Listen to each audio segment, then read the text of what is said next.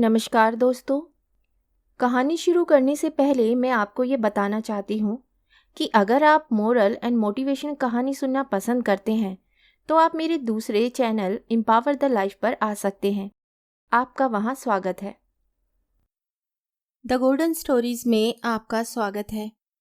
आइए सुनते हैं सुदर्शन जी की लिखी कहानी राजा। 100 साल। 100 साल? मैं चौंक पड़ा। मुझे अपने कानों पर विश्वास न आया। मैंने कापी मेज पर रख दी और अपनी कुर्सी को थोड़ा सा आगे सरका कर पूछा, क्या कहा तुमने? 100 साल? तुम्हारी उम्र 100 साल है? तीनों कोटों को एक साथ बांधते हुए धोबी ने मेरी तरफ देखा और उत्तर दिया, हाँ बाबू साहब, मेरी उम्र 100 साल है। पूरे 100 साल, ना 1 साल कम ना 1 साल ज्यादा। मेरी सूरत देखकर बहुत लोग धोखा खा जाते हैं, मगर तुम इतने बड़े मालूम नहीं होते। मेरा विचार था तुम 70 साल से ज्यादा ना होगे। नहीं बाबू साहब, पूरे 100 साल खा चुका हूँ। बड़े भाग्यवान हो। आजकल तो 50 साल से पहले ही तैयारी कर लेते हैं। धोबी ने इसका कोई उत्तर ना दिया। सहसा मेरे हृदय में एक विचार उत्पन्न हुआ। मैंने पूछा, अच्छा भाई धोबी, यह कहो, तुमने सिखों का राज्य तो देखा होगा? हाँ देखा है। उस राज्य में तुम सुखी थे या नहीं? मेरा मतलब यह है, उस राज्य में लोगों की क्या दशा थी? धोबी ने मेरी ओर तीक्ष्ण नेत्रों से देखा, जैसे किसी को भूली हुई बात याद आ जाए, और ठंडी सांस भरकर बोला, मैं उस जमाने में बहुत छोटा था। सिखों का राज्य कैसा था यह नहीं कह सकता। हाँ, सिखों का राजा कैसा था यह कह सकता हूँ। मेरे हृदय में गुदगुदी सी होने लगी। मैंने पूछा, ओ, तो तुमने महाराज का दर्शन किया है? हाँ सरकार, दर्शन किया है। क्या कहना, अजीब आदमी थे। उनकी वे शक्ल सूरत याद आती है तो दिल में भाले से चुभ जाते हैं। बहुत दयालु थे राजा। राजा थे मगर स्वभाव साधुओं का था। घमंड का नाम भी ना था। मैं आपको एक बात सुनाता हूँ, शायद आपको उस पर विश्वास ना आए।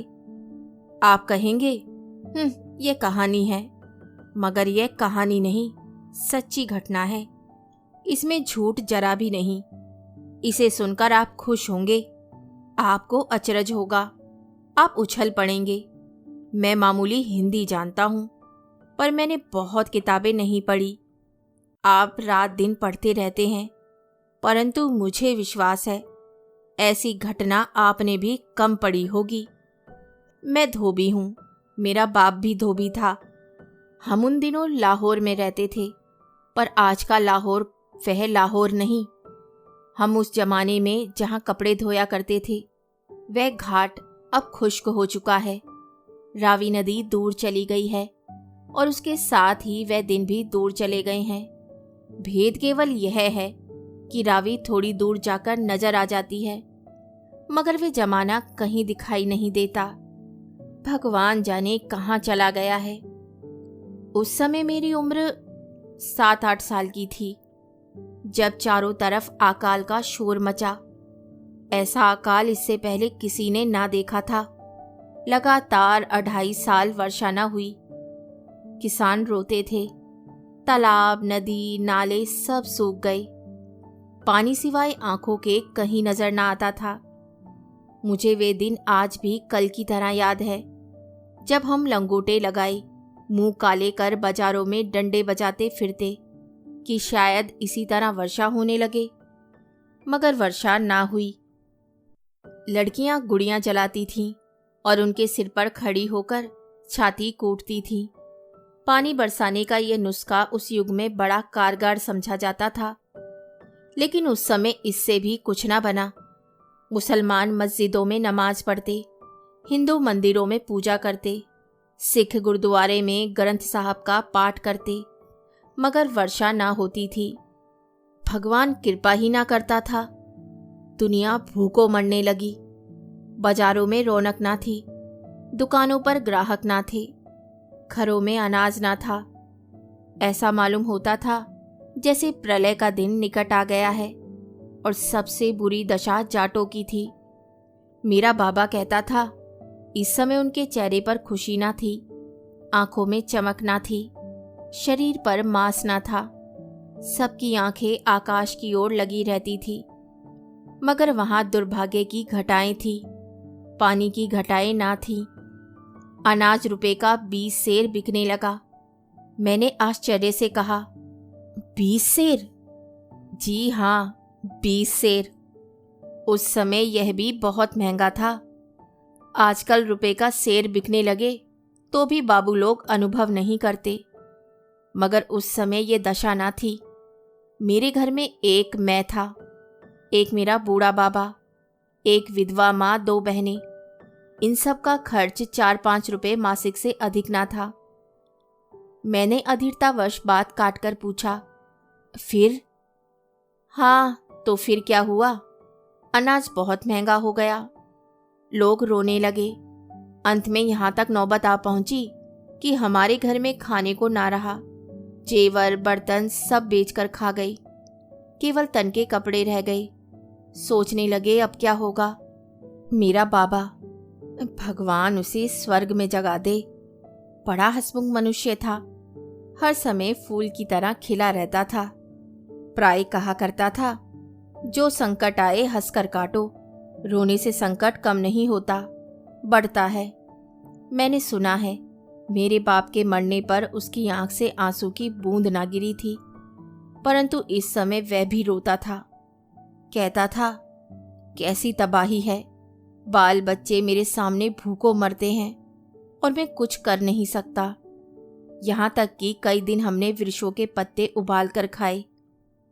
एक दिन का जिक्र है, बाबा आंगन में बैठा हुक्का पीता था और आकाश की तरफ देखता था। मैंने कहा, बाबा अब नहीं रहा जाता, कहीं से रोटी का टुकड़ा ला दो, पत्ते नहीं खाए जाते। बाबा ने ठंडी सांस भरी और कहा, अब प्रलय का दिन दूर नहीं बेटा। मैं, प्रलय क्या होती है बाबा? बाबा, जब सब लोग मर जाते हैं। तो क्या अब सब लोग मर जाएंगे? और क्या बेटा, जब खाने को ना मिलेगा तब मरेंगे नहीं तो और क्या होगा?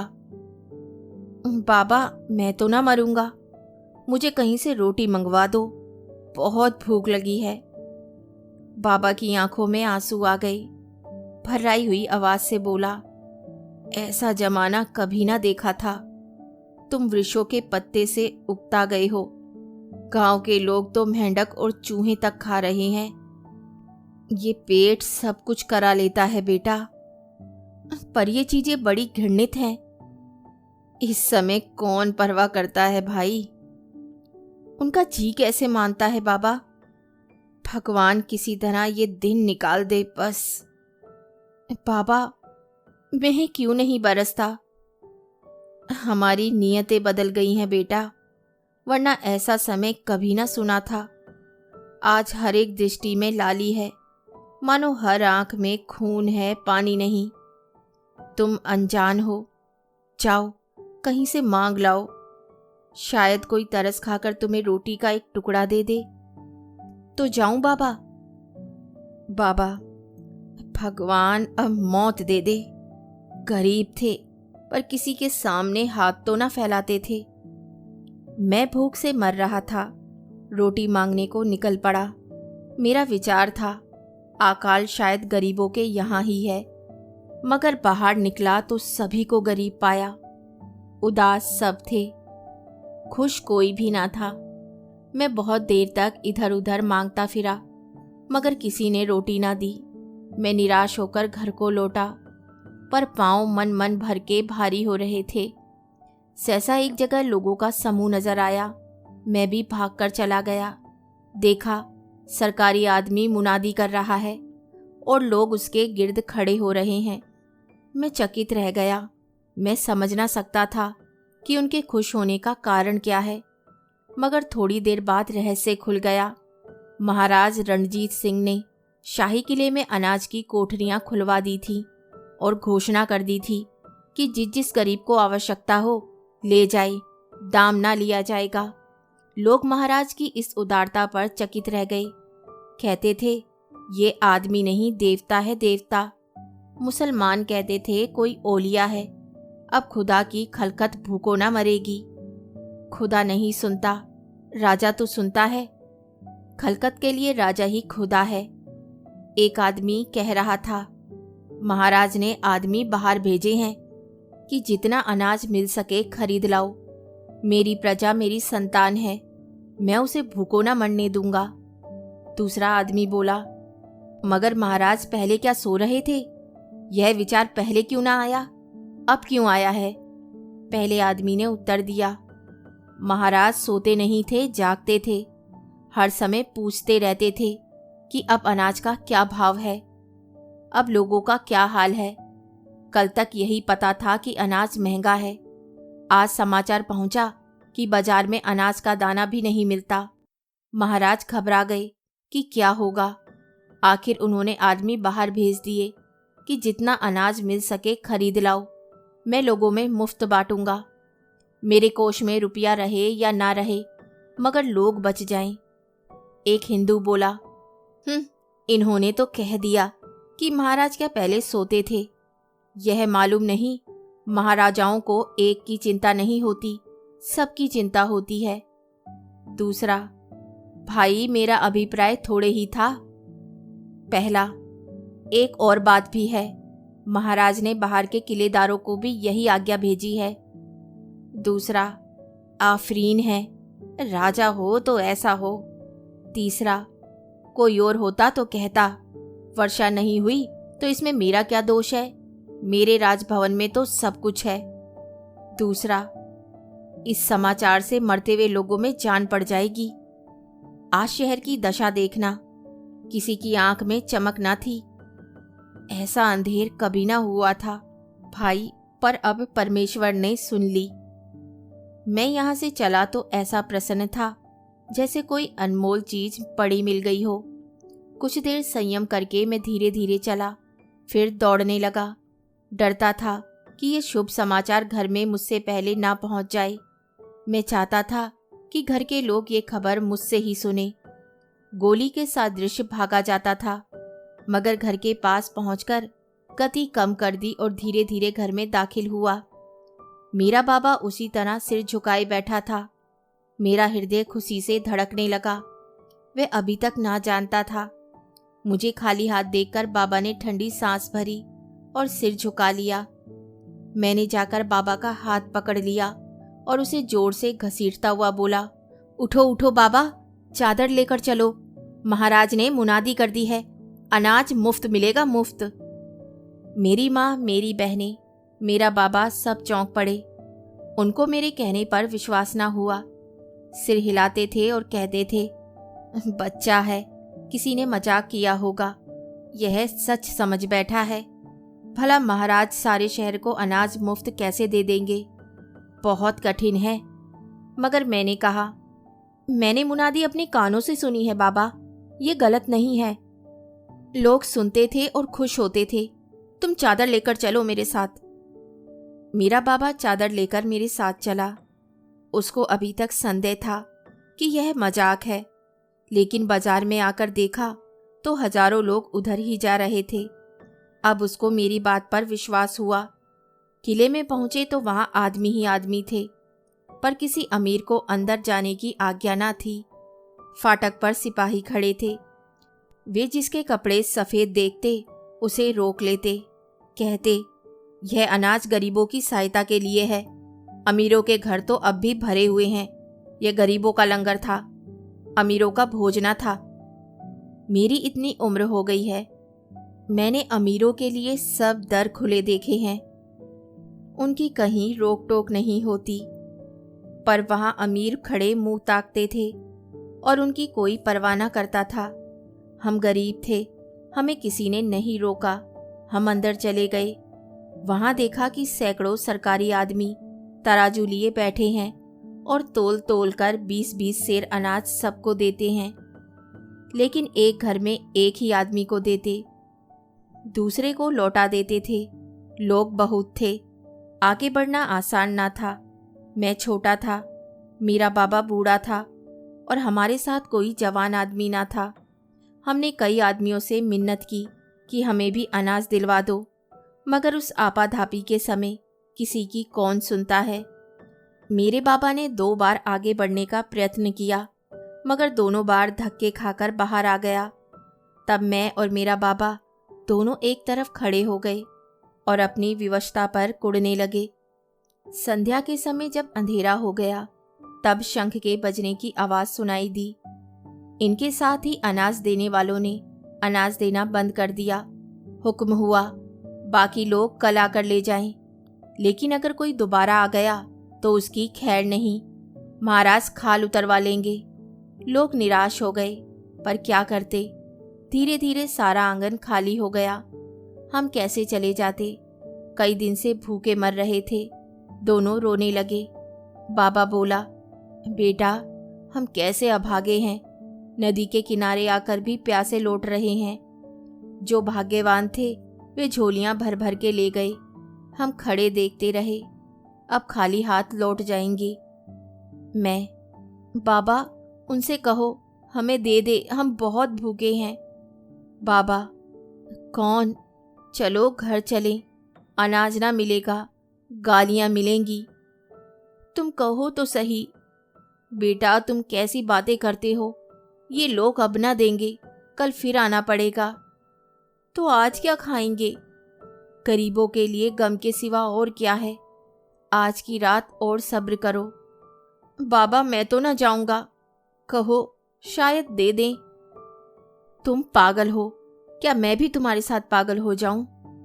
इतने में एक सरदार आकर हमारे पास खड़ा हो गया और बोला, अब जाते क्यों नहीं? कल आ जाना, आज अनाज ना मिलेगा। बाबा ठंडी सांस भरकर, जाते हैं सरकार। इस विवशता से उन सरदार साहब का दिल पसीज गया। जरा ठहर कर बोले, तुम कौन हो? धोबी हैं सरकार। कल ना आ सकोगे? आने को तो सिर के बल आएंगे सरकार, पर गरीब आदमी है। मैं बुढ़ा हूँ, ये अभी बच्चा है। भीड़ में पता नहीं कल भी अवसर मिले ना मिले। आज मिल जाता तो रात को पीस कर खा लेते। सरदार, तुम्हारे यहाँ कोई जवान आदमी नहीं है? नहीं सरकार, इस बालक का बाप था, वह भी मर गया। तो कल आना कठिन है तुम्हारे लिए? सरकार आज ही दिला दे। सरदार हंसकर, आओ आओ, आज ही दिला दूं। बाबा कहता था आज ना देंगे। क्यों बाबा? सरदार साहब हंसने लगे, मगर मेरे बाबा ने मुझे संकेत किया कि चुप रहो। मैं चुप हो गया। सरदार साहब ने कहा, आओ आओ, तुम्हें दिला दूं। हम सरदार साहब के पीछे पीछे चले। उन्होंने अनाज के ढेर के पास पहुंचकर एक आदमी से कहा, इस बुड्ढे को 20 सेर गेहूं दे दो। वह आदमी मेरे बाबा से बोला, चादर फैला दो, और गेहूं तोलने लगा। मेरा बाबा बोला, सरकार अब फिर कब मिलेगा? अगले सप्ताह। सरकार, हम कई दिनों से भूखों मर रहे हैं। सरदार हंसकर, तो और क्या चाहते हो? बाबा, सरकार, कहते हुए भी शर्म आती है, क्या करूं? नहीं नहीं, कह दो, कोई बात नहीं। 20 सेर और दिला दे तो बड़ी कृपा होगी। आपकी जान को दुआएं देता रहूंगा। भाई, बड़े लोभी हो। बाबा, सरदार साहब, पेट मांगता है जब जीभ खुलती है, नहीं तो हम ऐसे बेगैरत कभी ना थे। सरदार, अगर इसी तरह तमाम लोग करें तो कैसे पूरा पड़े? सरकार, राजा के महल में मोतियों की क्या कमी है? नहीं होता तो ना दें, फिर द्वार पर आ पड़ेंगे। शहर में बड़ा यश हो रहा है। बेटा, नमस्कार कर। इन्होंने हमें बचा लिया, नहीं तो रात रोते कटती। मैं आगे बढ़कर, जीते रहो बेटा। तुम्हारा नाम क्या है? जी, जग्गू। अब अनाज मिल गया ना, जाओ रोटियां पकाकर खाओ। मैं, नहीं नहीं सरकार, 20 सेर और दिला दे। सरदार, अरे तू तो बाबा से भी लोभी निकला। सरदार अनाज तोलने वाले से, 20 सेर और तोल दे। बूढ़ा बाबा बार बार कैसे आएगा। 20 सेर और मिल गया। सरदार, बाबा अब तो खुश हो गए। वाहे गुरु आपका यश दूना करे। सरदार, महाराज की जान की दुआ दो, ये सब उनकी कृपा है, नहीं तो लोग भूखों मर जाते। और सच पूछो तो यह उनका धर्म था, ना करते तो पाप के भागी बनते। राजा प्रजा का पिता होता है। सच है सरकार, महाराज ऋषि हैं ऋषि। ऋषि तो क्या होंगे, आदमी बने तो यह भी बड़ी बात है। अब तक सब तोलने वाले आदमी जा चुके थे, किले में हम ही थे और कोई ना था। सरदार साहब बोले, अब उठाकर ले जाओ। गरीब दावत में जाकर बहुत खाता है, यह नहीं सोचता कि पचेगा या नहीं। बाबा ने भी अनाज ले ज़्यादा लिया, अब उठाना मुश्किल था, क्या करे क्या ना करे। उस समय सिखों का वही रौब था जो आज अंग्रेजों का है। बाबा सहम कर बोला, सरदार साहब गठरी भारी है, कोई सिर पर रख दे तो ले जाऊं। सरदार साहब ने गठरी उठाकर मेरे बाबा के सिर पर रख दी। बाबा 2 कदम चलकर गिर गया। सरदार साहब बोले, क्यों भाई, इतना अनाज क्यों बंधवा लिया जो उठाया नहीं जाता। 20 सेर लेते तो ये तकलीफ ना होती। लोभ करते हो, अपनी दह की ओर नहीं देखते। जाओ जाओ, अपने किसी आदमी को बुला लाओ, तुमसे ना उठेगा। मेरे बाबा ने आह भरी और कहा, सरकार मेरी सहायता कौन करेगा। सरदार साहब ने कुछ देर सोचा, फिर वे गठरी अपने सिर पर उठाकर चलने लगे। हम दंग रह गए। हमारे शरीर के एक एक अंग से उनके लिए दुआ निकल रही थी। हम सोचते थे, यह आदमी नहीं देवता है, देवता। यहाँ पहुंचकर धोबी रुक गया। कहानी ने बहुत मनोरंजक रूप धारण कर लिया था। मैं इसका अगला भाग सुनने को अधीर हो रहा था। मैंने जल्दी से कहा, क्यों भाई धोबी, फिर क्या हुआ। धोबी ने वायुमंडल में इस भांति देखा जैसे कोई खोई वस्तु को खोज रहा हो, और फिर दीर्घ निश्वास लेकर बोला, जब हम घर पहुंचे और सरदार साहब अनाज की गठरी हमारे आंगन में रखकर लौटे, तो मैं और मेरा बाबा दोनों उनके साथ बाजार तक चले आए। मेरा बाबा बार बार कहता था, इसका फल आपको वाहे गुरु देंगे, मैं इसका बदला नहीं दे सकता। एकाएक उधर से एक फौजी सिख निकल आए। सरदार साहब जहाँ खड़े थे वहाँ रोशनी थी। फौजियों ने उनको पहचान लिया और तलवारें निकालकर सलाम किया। यह देखकर मेरा बाबा डर गया। सोचा, यह कौन है, कोई बड़ा ओहदेदार होगा, वरना ये लोग इस प्रकार सलाम ना करते। जब सरदार साहब चले गए तब मेरा बाबा उन फौजियों के पास पहुंचा और पूछा, यह कौन थे भाई। उनमें से एक ने बाबा की तरफ आश्चर्य से देखा और जवाब दिया, तुम नहीं जानते, यह हमारे महाराज थे। बाबा चौंक पड़ा। उसकी आंखें खुली की खुली रह गई। उसके मुंह से एक शब्द भी ना निकला। यह महाराज थे, वही महाराज जिनकी आंख के इशारे पर फौजों में हलचल मच जाती है, जो अपने युग के सबसे बड़े राजा थे, जिनके सामने अभ्युदय हाथ बांधता था। आज ये एक धोबी के घर गेहूं की गठरी छोड़ने आए हैं। यह सच्चे महाराज हैं, सच्चे महाराज हैं। इनका राज्य जन जन के दिलों पर है। उस रात हमें नींद ना आई। सारा घर जागता था और महाराज के लिए दुआ मांगता था। दूसरे दिन बड़े जोर की वर्षा हुई। ये कहानी सुनाकर धोबी चुप हो गया। मेरे रोए खड़े हो गए, आंखों में पानी भर आया। आज वे समय कहाँ चला गया। आज ऐसे राजा लोग क्यों नहीं नजर आते। आज के राजाओं को भ्रमण का शौक है, विषय वासना का चाव है, परंतु अपनी प्रजा के हित अहित का ध्यान नहीं। मैंने धोबी की तरफ देखा, उसकी भी आंखें सजल थी। मैंने ठंडी सांस भरी। धोबी ने कपड़े गिनकर कहा, बाबू साहब लिखिए, 14 पजामे, 20 कमीजें। मैंने कापी उठा ली, और लिखने लगा। कहानी सुनने के लिए धन्यवाद। तो इसी के साथ मैं आपसे विदा लेती हूँ और कल फिर मिलती हूँ एक नई कहानी के साथ।